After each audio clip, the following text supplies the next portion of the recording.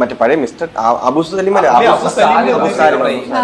ഏതാ വണ്ടിയിൽ വന്നിറങ്ങിയ പയ്യനാണ് അയ്യോ അത് അബു സലീം ഒന്നുമില്ല അല്ലേ? ആ ചെക്കനെ സ്കൂളിൽ നിന്ന് ടീച്ചറിന്റെ പെർമിഷൻ ഒക്കെ എടുത്തായിരുന്നു നിങ്ങള്? എനിക്ക് ഇഷ്ടമുള്ള ഒരു സംഭവം തന്നെയാണ്. ആ വ്യക്തി അവിടെ വന്നിട്ട് ക്ലിഞ്ഞോ പറഞ്ഞിട്ടല്ല ഇത്രയും റീച്ച് എത്തിയത്. ആ വ്യക്തിയുടെ അധ്വാനത്തിന്റെ ഭാഗമായിട്ട് തന്നെയാണ് അദ്ദേഹം ആ റീച്ചിലെത്തിയത്. പിന്നെ ഇപ്പൊ ഈ വട്ടോട്ടിരിക്കുന്ന ഇവരൊക്കെ ആരാന്ന് പോലും എനിക്കറിയാൻ പാടില്ല. ആരെങ്കിലൊക്കെ പറഞ്ഞു തരുമോ ഇവരൊക്കെ ആരാന്നുള്ളത്? എനിക്കൊരു ഐഡിയ ഇല്ല. ഇവരുടെ ഈ ഒരു കോപ്രായം റോസ്റ്റിംഗ് എന്ന് തന്നെയാണ് ഇവർ പറയുന്നതെന്നുണ്ടെങ്കിലും എനിക്ക് പെട്ടെന്ന് മൈൻഡിൽ വന്നത് തൂറാത്തവും തൂറുമ്പോ തീട്ടം കൊണ്ട് ആറാട്ടും, പിന്നെ നാണുല്ലാത്തവന്റെ ആസനത്തിൽ ആലും മുളച്ചാലും അതൊരു തണലെന്നും അല്പനർത്ഥം കിട്ടിയാൽ അർദ്ധരാത്രി കൊടപിടിക്കാന്ന് പറയുന്ന ഒരു ക്യാരക്ടറാണ് എനിക്ക് പ്രത്യേകിച്ച് ആ നീല ഷർട്ട് കാരണം അപ്പുറത്തിരിക്കുന്ന ആ ഉണ്ണിയുടെ ഭാഗത്തുനിന്നും എനിക്ക് ഫീൽ ചെയ്തത്.